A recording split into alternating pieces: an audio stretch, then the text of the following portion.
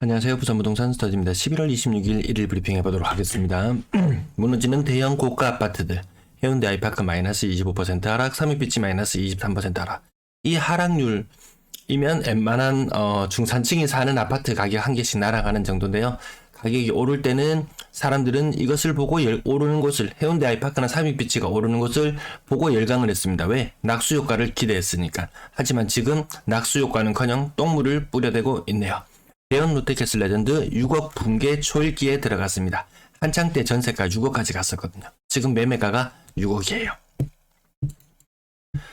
하락률 수치 부산 지역 마이너스 0.46이잖아요. 주간 실거래 지수상 마이너스 0.46을 나타내고 있는데요. 이게 별반 차이가 없더라. 이 경부선 라인을 타고 얘네들이 별로 차이가 없더라. 다만 이 지금 숫자의 의미는 마이너스 30%에 얼마나 많이 모이느냐, 그 모이는 속도.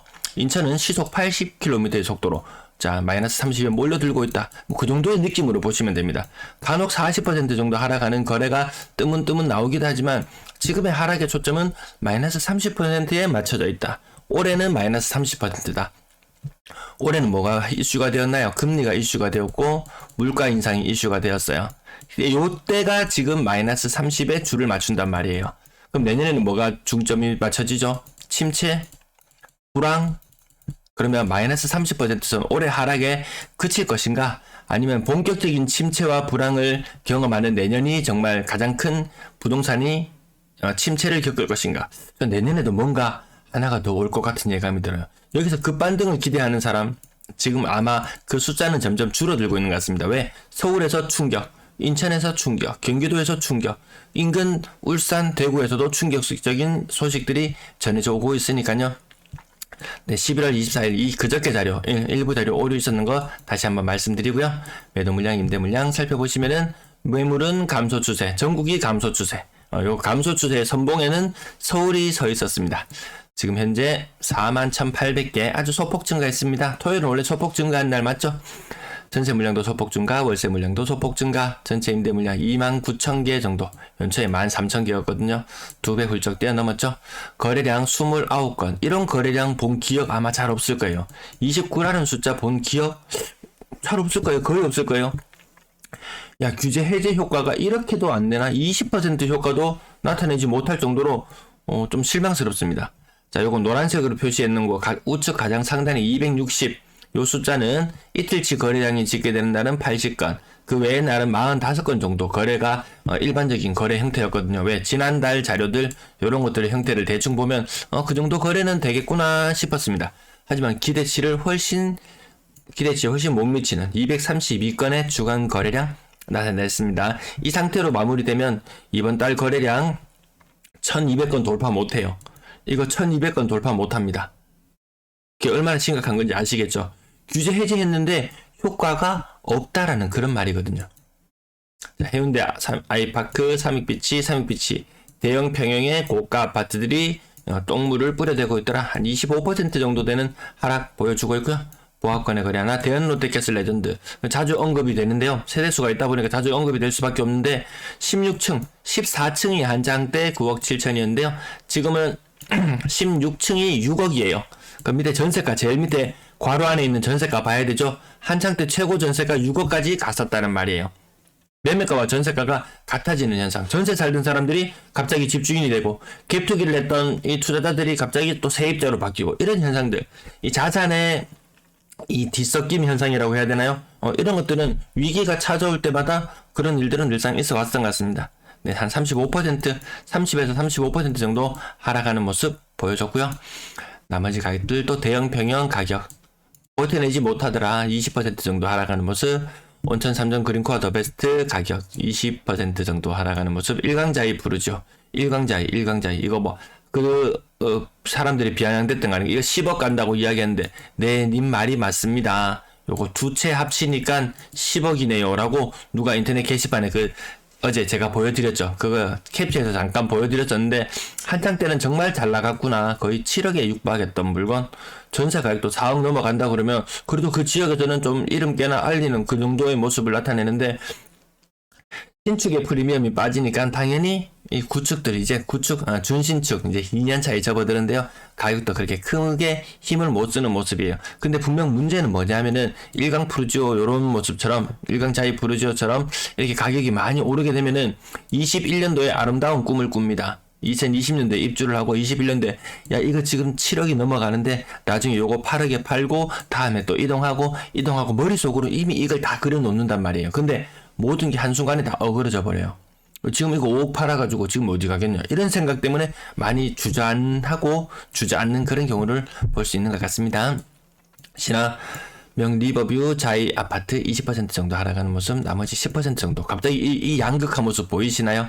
갑자기 10억이 훨씬 넘어가는 이 거래에서 7, 8억 5억, 사실 5억 이상만 살아도 중산층 아니겠습니까? 3억 이상만 살아도 중산층 될 거예요. 근데 갑자기 또 가격은 뚝 떨어집니다. 2억 아래로. 여긴 좀 서민층의 느낌. 네, 그 정도지. 막 7억, 8억, 10억 이상 살아야지 뭐 중산층이다. 이런 거 아니거든요. 지금 자산 리밸런싱의 시기인 것 같네요. 나머지 가격들 양극화는 이런 것에서 느낄 수 있다. 누구는 16억짜리 아파트에 살고 누구는 1억 6천짜리 아파트에 살고 뭐 이 정도가 양극화지 뭐 나머지 뭐 7, 8억 구간 뭐 3, 4억 구간이고 다 뭐 고만 누가 운이 좀 좋아서 어디 살다 보니까 뭐 재건축이시나 이런 데서 조금 더 올랐고 조금 덜 내렸고 그 정도 차이뿐이지 뭐 큰 차이는 아닌 것 같습니다. 건당 거래대금 한창때 피크는 지나서 내려오는 모습을 보여주고 있고요. 가격대별 거래량은 1200건대에 머무른다. 1200건대도 뚫기가 힘들어 보인다. 6억 이상 거래량은 그래도 10월 달에 바짝 올라갔어요. 규제지역 해제되고 뭔가 기대감을 품은 사람 아니면 이제 정리해야 되겠다는 사람 층이 좀 나눠져서 조금 있지만 그래도 뭐 크게 거래량이 살아났다 보기에는 힘들어 보입니다. 3억 이상 비중은 어느 정도 줄어들고요. 희한하게도 3, 4억, 3, 5억 이 구간에 요 구간에 있는 아파트들이 가격이 매력적으로 보이거든요. 왜 한창 때 비해서 2억 3억이나 떨어지니까 그전에는 언감생심 꿈도 못 꾸던 그런 것들이 지금은 이제 꿈은 꿔볼 수 있는 그런 모습으로 다가오니까. 하지만 금리라는 복병. 지금 이것이 당장 급하게 치솟지는 않았지만 치솟지 않은 대신 물가를 잡기 위해서 결국에는 이것이 고점 구간, 금리의 고점 구간이 좀 길어지지 않을까 이런 우려도 있습니다. 6억 이상 거래 비중은 10% 정도, 분양권 7건. 자, 분양권 프리미엄도 부산 지역도 빠지는 거 느껴지시잖아요. 오늘자 대구 소식을 전해드리면 한창 때 프리미엄이 한 5억 정도 되었어요. 4억 5억. 부산 지역도 분양권 시장에 이렇게 검색하다가 보면은 프리미엄 4억 5억 우습게 적어놓는 경우 많이 있어요. 근데 이것이 불과 1년이 채 되지 않은 시간에 프리미엄이 0.4억에서 0.5억으로 바뀝니다. 그나마 딴 사람들은 이야기해요. 그나마 거기는 프리미엄이라도 있지라고 이야기하는 곳. 이곳이 경쟁률은 최고 경쟁률, 평균 경쟁률은 한 130대 1 정도 되었어요. 이 정도면 굉장히 어렵게 당첨된 아파트임에도 불구하고 프리미엄이 사실상 거의 없더라. 부천도 프리미엄이 쭉쭉 보시면 느끼실 거예요.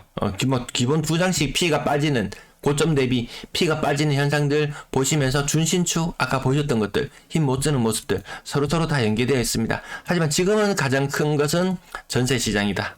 꼬리가 몸통을 흔들 수밖에 없는 전세 시장의 모습. 가을에 피크를 이루고 그래도 부산은 조금 거래량이 낮습니다. 조금 나은 편입니다. 광역시에 비해서는 거래량이 조금 나은 편이다. 전세가는 여전히 터무니없이 많이 높다. 레미안 장전. 저 이렇게 말씀드린데요. 좀 이렇게 아파트 매매 가격이 많이 떨어지는 곳은 전세 가격도 같이 연동되어서 많이 빠져요. 근데 매매가 안 이루어지면서 매매 가격이 과거에 몇 건이고 지금까지 쭉 공백. 네. 쭉 공백인 상태. 뭐 이거 한자로 왜 기억이 안 나죠? 네. 쭉 공백인 상태로 유지가 되니까 아파트 가격이 여전히 높은지 생각해요. 그래서 전세 가격도 또다시 높은 가격에 전세 가격이 매겨지는 경우가 있더라. 그래서 지금 30% 하락이 거의 다 줄맞추로 가고 있기 때문에 새로 내가 전세를 구하는 입장에서 봤을 때 내가 위기를 맞지 않으려면 내가 나중에 2년 후에 4년 후에 집을 뺏어 나가려고 했을 때 분명히 지금 이사 못 가다 다니는 사람이 있거든요. 임대인이 돈을 안 돌려줘서 이사 못 가는 사례가 굉장히 많이 저에게 접수되고 있어요. 그랬을 때 지금 이 전세 가격 높은 고점 대비 막 80%, 막 90%에 육박한 70%도 조금 위험해 보이는데 80, 90%에 해당할 만큼 높은 전세를 안고 들어간다는 말은 나중에 매매 가격이 요렇게 됩니다. 요렇게 같이 내려와요. 근데 내가 전세를 얻은 시점은 요 가격이 돼요. 그래서 매매가 전세가 아까 롯데캐슬 레전드 보셔서 알겠지만 매매가와 전세가가 같아져 버리는 그런 현상들, 지금 전세 계약하는 입장도 많이 떨어졌네 이렇게 전세가가 많이 떨어졌네 라고 느끼시지만 지금 전세를 구하시는 분들도 충분히 나중에 깡통 전세, 역전세의 위기에 맞닥뜨릴 수 있다는 부분 한 번쯤은 생각해 볼 필요가 있습니다. 그나마 60% 선의 거래를 하는 경우에는 그나마 양호하더라. 입주 물량도 부산 충분하잖아요.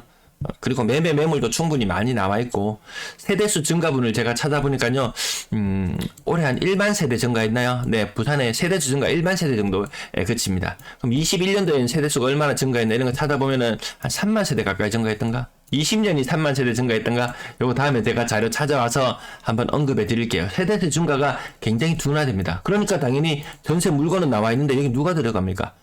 세대가 분화되어 나오거나 새로운 세대수가 외부에서 전입을 해온다든지 이렇게 해서 요것들을 계속 전세를 계속 소진시켜 줘야 되는데 소진시켜 줄 만큼 이게 증가가 안 돼요. 그러면 이 1만 세대나 증가하는 것 중에서 세대수 증가하는 것 중에서 한 80%는 오피스텔이나 원룸이나 다가구나 이런 곳에 간단 말이에요. 한 20% 정도 되는 사람들만이 아파트에 들어오는데 이 세대수 증가분을 할 만큼의 아파트의 수요는 2,000개면 충분한 정도다. 2,000개면 충분한 정도다. 이렇게 느껴지실 거예요. 근데 공급은 얼마예요?